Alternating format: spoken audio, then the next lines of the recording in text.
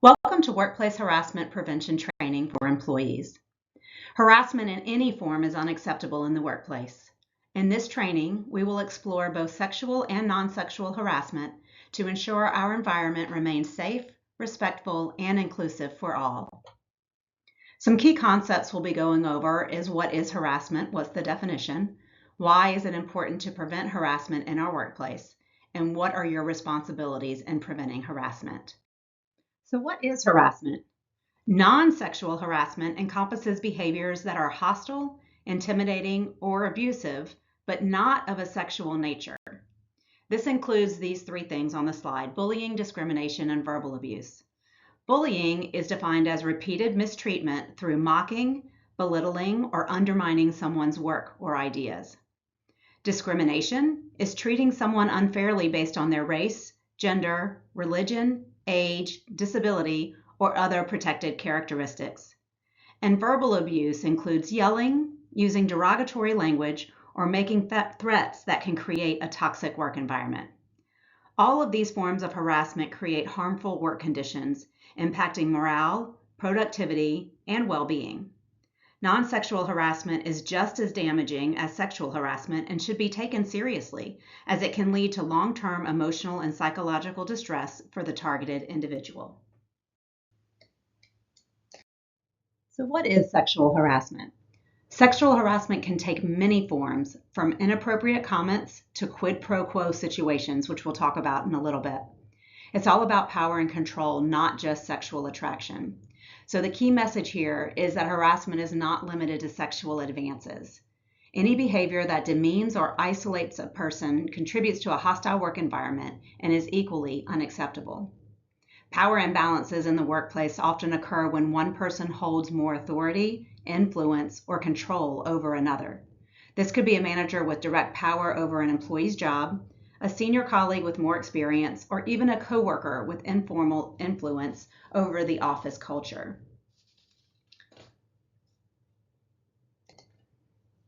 Oftentimes, power imbalances lead to harassment.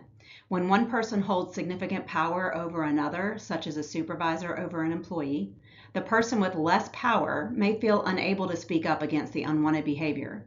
They might fear retaliation, job loss, or negative career impacts if they report or resist the behavior.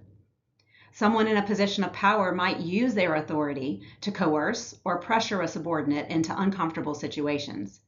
This can involve unwanted advances, inappropriate comments, or requests for personal favors in exchange for job benefits or protections. Because of the power imbalance, the employee may feel obligated to comply even if they don't want to. Harassment isn't limited to direct supervisors. Power can also come from social dynamics, just such as someone who is well connected or well respected within the organization. Employees may feel intimidated or powerless to resist harassment from someone they view as influential, even if that person doesn't have direct authority over them. Some examples of power imbalances would be a manager that makes sexual advances towards an employee knowing the employee fears losing their job. A senior colleague who belittles a junior employee's ideas in meetings, creating a hostile work environment. Or a team leader who pressures a subordinate into socializing outside of work in exchange for favorable treatment. So let's jump into the two different types of sexual harassment. We have quid pro quo, which in Latin means this for that, or something for something, an exchange. And then there's hostile work environment. So what is quid pro quo? It's tangible employment action against the victim, and it involves monetary loss or a change in job. An example would be Yvette receiving a smaller performance-based pay increase than other employees with similar performance because she refused to go on a date with her supervisor, Marcus.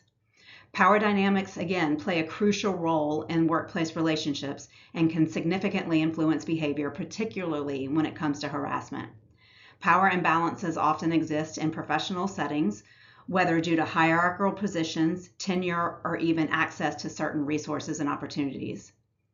As I mentioned before, when one person holds more power, there's a greater risk that they might misuse this power intentionally or even unintentionally. This imbalance can create situations where the less powerful individual feels pressured to tolerate inappropriate behavior or is less likely to speak up if they feel uncomfortable or harassed. Hostile work environment is speech or conduct that is severe and/or pervasive enough to create an abusive or hostile work environment. In addition to speech and/or conduct, hostile work environment covers explicit or suggestive items that are emailed, texted, electronically provided or displayed in the workplace that interfere with job performance or that create an abusive or hostile work environment. Now let's break that down a little bit. A hostile work environment doesn't just arise from a one-time incident unless that incident is extremely severe. Instead, it often results from ongoing behavior that creates a pattern of mistreatment. This could include things like offensive jokes or comments, derogatory remarks or slurs. Language is intended to demean or belittle somebody, particularly if it targets their identity. That's what I mean by targeted remarks or slurs. Physical threats or intimidation, actions that may make someone feel physically unsafe or threatened. Unwanted physical conduct, exclusion or isolation. Now, the impact of a hostile work environment can be profound. It can lead to stress, anxiety, and a significant drop in morale and productivity across the whole team. Employees working in such environments may dread coming to work, leading to increased absenteeism and even turnover. The emotional toll can also affect their personal lives, leading to a broader health and well-being issues. For example, imagine a situation where an employee is consistently subjected to sexist remarks by their colleagues. Over time, this employee may start to feel isolated, unwelcomed, and unmotivated. They might even start looking for another job just to escape the toxic environment. This not only impacts the individual, but also the team's overall performance and the company's reputation. In a little bit more detail into sexual harassment, who can commit sexual harassment? As we discussed, employees at all levels, customers or vendors, even members of the same sex or opposite sex. So again, it covers everybody. Who can be a victim?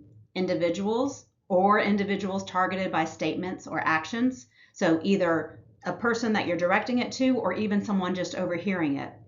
Bystanders or witnesses that are not directly targeted.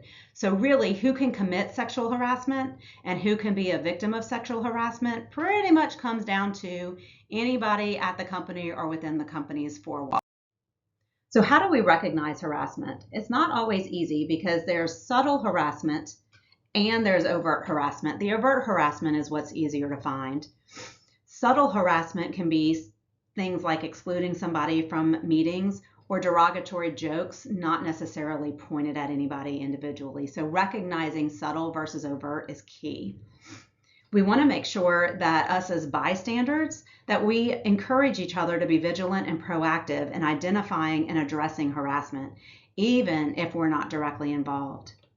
And we need to understand that cultural norms can influence what's considered harassment. It's essential to be aware of and respect diverse perspectives.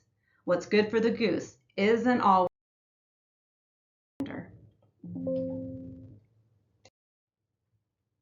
So you may be asking yourself, why is it important to prevent harassment in our workplace?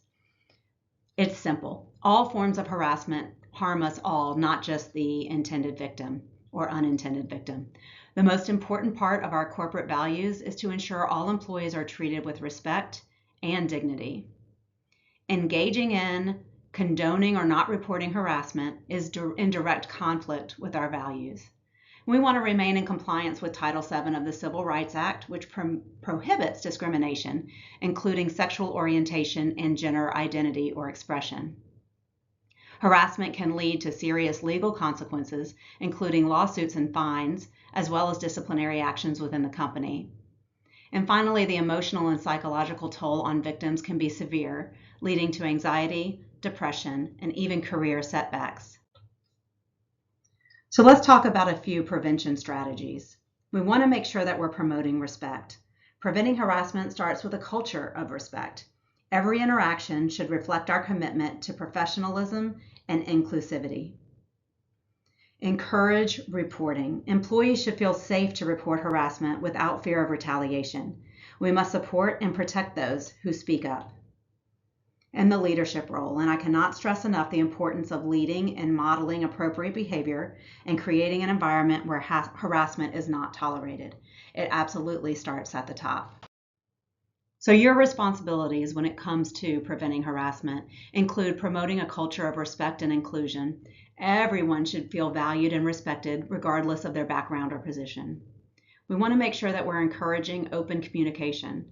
Employees should feel safe to speak up about any concerns without fear of retaliation.